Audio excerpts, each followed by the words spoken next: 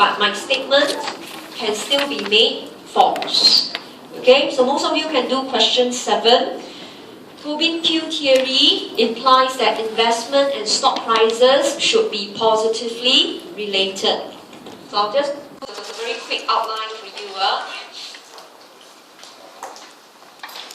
Okay, so explain that if stock prices went up, it's due to a strong demand for stocks. People buy stocks, that's why prices goes up. So if people are willing to buy stocks, means they are willing to pay more. Okay, for newly listed stocks. This is what it means. There is strong demand and they are willing to pay. Right? To pay more for newly or to be listed stocks. So that tells you, if you look at the Tobin Q value, right, which is a ratio of market assessment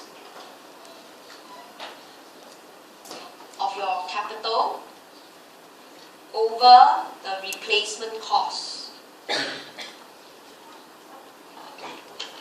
Right, it means the numerator went up. Okay, so if you think that you cannot explain this well, you can use numerical example. The one that I use in the lecture notes. Facebook, $2 share, 2 million shares. Alright? But if people are willing to pay $4, then the market assessment goes up. So you can use numerical example if you find that you couldn't articulate well. So in this case, alright, if the Q value goes up, okay, the firms therefore will issue shares. Okay, get funds, and that's how investment goes up, because you use the money to buy the equipment and machines. So very straightforward. Explain how Tobin Q works through the stock market. So you have to gel these two together. High stock prices means there is strong trading and very optimistic outlook. So they are willing to pay more. Put this into Tobin Q means the market assessment of your capital went up. They're willing to pay more for your shares. Translated as, firms therefore is willing to issue the shares. I needed 2 million, but you can give me 4. Naturally, I will issue shares. Then that allows me to get the funds, buy my capital goods, investment goes up. But how can I make the statement false? Okay, Q can go up, but Q is still less than 1. Right? Okay, and the example I gave you in your lecture notes was US. So Q can go up, but if Q is less than 1, it means you needed $2 million, you only raised 1 million from the stock market. Right? So that tells you, therefore, if the Q is less than 1, firms may not be willing to issue shares. Therefore, investment did not increase. So this is how, alright, I turn the whole story around. Q still increased. We don't deny the fact the stock market is booming. Okay, they are willing to pay. But it's still not enough for you to open new factories and buy machines. So the Tobin Q value is still less than 1. Right? So you can actually quote, okay, go to the lecture notes, the last page. Okay, in US, okay, most of the time the Tobin Q value was very low. It's actually less than 1. Right? So in that scenario, it says the firms in this case may not willing to issue shares. Right? They rather borrow or they will wait. So in doing so, investment did not increase. So that is Tobin Q. Alright, okay, so that wraps up the discussion on section A. I would say out of the 7 questions, please focus more on question 1, 2, 3, and 4. Whereas 5, 6, 7, alright, more like random question. Question 1 to 4 are very much predictable exam standard kind of question of discussion. Right? Okay? 6 and 7, like I say, periodically it comes up. If it comes up, good. But don't anchor on them. Don't say that, oh, okay, I'm expecting such standard. No. Right? So true false question in exam not as simple, not like just true or false. You must have your EPICS, especially your EPI must always exist. That is the minimum goal you must set for yourself now. If you can't do C and S, you couldn't challenge assumption, you could not see the world yet, you're still okay. Right? But your EPI must exist. And remember, every answer only 1 to 1.5 page in 10 minutes. Okay? If you're writing your answer in 30 minutes, you are dead. So the best way to try out is during the class test. So the coming class test next month, there will be 2 true-false questions. Okay? 2 questions, and that's the best time for you to check. You'll be surprised the 1 hour test, you maybe only finish 1 question. Then you are aware what is the gap you need to narrow. Okay? So that was on section A, right, of our tutorial as well as the format in the exam. Now let's look at section B. Okay? My slides also have given you a brief description of section B question.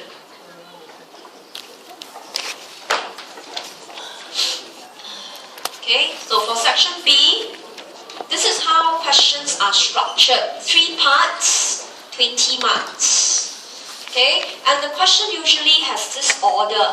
Part A is usually the lowest weightage, where you basically derive the model or basic application of the model. Okay, so 20 marks, 35 minutes. So you have to be very careful with your time allocation.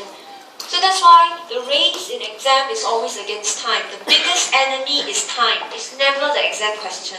It's always time. So 10 minutes for part A. Then part B is usually application of the model. This is where you start shifting the curves or you do calculations. Right? And that is 7 marks. So based on this, in every exam question for section B, you must aim to score 10 at least from part A and B to pass the question because they are very predictable. So you allow 2 marks of errors. Probably you didn't label your curve correctly, right? Or maybe you missed out your assumptions in your derivation. Okay? Then the remaining 7 to 8 marks is for part C. Part C is a question that is always unpredictable. Okay, but if you are very well versed in the topic, you should know what to anticipate. Part C is always application and evaluation. Alright, they will usually ask you to change the model discussed in part A and B. Later I will demonstrate and show you. Alright, the standard question, then part C, they will say, now you add something to the question. For example, right, while you are still looking at this page, you don't have to turn. But just to show you, your question 2 in the tutorial, part C. They now tell you that IBC has proportional text. Right, part A and B was about the IBC. Derive the IBC, shift the IBC per se. So part C questions in the exam has this nature. Change the variable and do a comparison. Right? If not, the question will ask for validity of the model. Okay, whatever you discuss, does it work? Is it valid? Then of course, the effects. If it is not valid, the effects of your answer in part B. So you can see part C answer is very much thinking. So I always tell students, alright, this is your goal. Okay, you must be very realistic. You cannot overdrive yourself. Okay, right? Aim to score 15. Unlike your short question, I say aim to score 5 out of 5. Long question because you need to manage your time. It's only 35 minutes. And it's very demanding. So tell yourself you only want to score 15 marks and not 20 because you can't anticipate part C. And part C usually, if you are very weak in maths, you can't do. So set a correct goal for yourself. 15 marks, right, for section B question. Okay? Because time is the main enemy. Now, it's always very worrying because it's only 35 minutes, but students usually spend 1 hour on this question. So the moment you overshot, you can't do your section A, you cannot do the remaining question. So set the correct goal. Okay, right? So time is the enemy, so no matter what, okay, you must finish up to part C, half of part C. You cannot just finish A and B because it's only 12 marks. You will not do well. So you must finish up to part C and score a minimum 15. So there's no specific guideline how much to write because you need to draw, you need to do derivation. But the key things is you must have large diagram. Alright? You have done your economic growth, you know how important are your diagrams. You have done your IBC, you know you have to locate indifference curve. You have to draw accurately. So there's no specific length, but diagram must be 1/4 to half a page. Alright? You must use complete sentences, minimize the use of your own abbreviation. If you have too many arrows, the examiner gets very frustrated. If once in a while you put, he will pardon you. But if you imagine the entire answer looks like my lecture notes with so many arrows and numbering, he will think that it's your rough work. He won't bother to mark. So must be careful. Okay? But you must have a well-drawn, well-labeled answer. Okay? So that was section B. Now, section B questions are actually more manageable because they gave you A, you just explain it. You don't need to think about true or false. But it's very time consuming. Okay? So with that, now let's look at our tutorial as a reference. Okay, so I'm going to do question 1A, then I will jump to question 2C. I don't think I have time to do 1B and C. I will try to do as much, but let's do at question 1A first. This question. So this is what we meant. You could see part A of the question, 6 marks. Right? The question itself is just use the model. They didn't ask you to derive, they just say use. And they say use the Fisher's model of intertemporal consumption choice. It means IBC, intercept with indifference curve. So they specify illustrate means the diagram must be there. And they wanted to know an anticipated increase in future income on current consumption. Okay? Now, whenever examiner make an effort to type this for you, you make sure you honor it. State your assumptions. He asks you to state means there must be assumption. If your answer don't have assumptions, something is wrong. Okay, so this is the kind of question you must earn the full 6 marks. Okay, so those of you who have attempted, okay, you know it's quite easy. So this is what the question gave us. Okay, Y2 went up. Okay, an increase in future income. But you know the IBC is about wealth. So you have your current income, you must assume unchanged. And you have interest rate, either you are a borrower or a saver, and you also assume unchanged. This is your assumption. So you have to say so. And the reason why you want R to be unchanged, so that you also get a parallel shift, which I will highlight later. But this is what the question wants. I sketch my answer first. The right question says, given an anticipated increase in future income, but the entire model is about current income as well as non-human wealth, which is R. So in this case, from the equation, it says your total wealth increase. So Fisheran approach says, therefore, total consumption increase. Right? But it's not just about total consumption. Fisheran is a new consumption theory. Household will plan. So household will plan for C1 to go up and C2 to go up. So it must be an N. The meaning of plan means you always consider both periods. You cannot say Y2 goes up, C2 goes up. You can't. If you do that, you are using Keynes' approach. Right? Keynes only look at income at that point, spending at that point. So a lot of you didn't recognize. A lot of times you didn't understand Fisherin. To you, Fisherin is just there is a curve, which is wrong. It's actually you plan both periods. But you can see carefully, your income in Y1 was constant. But you want to spend.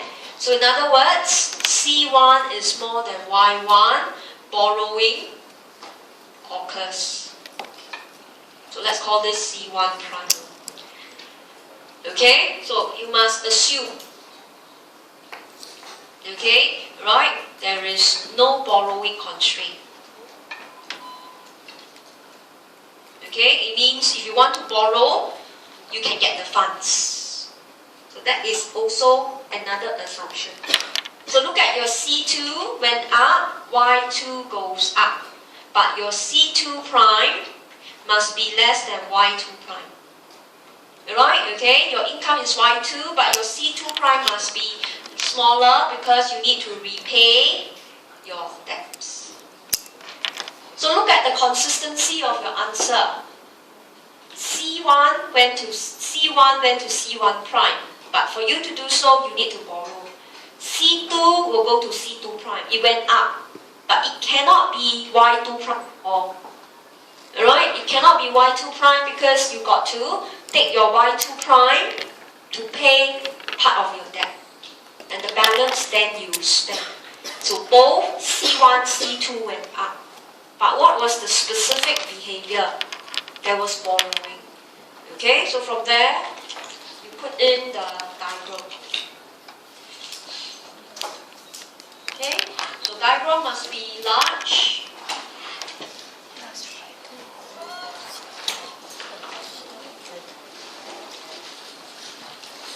Okay, so we had already two assumptions, but we have a third assumption. Okay, so this is our IBC1. You have your income Y1, Y2.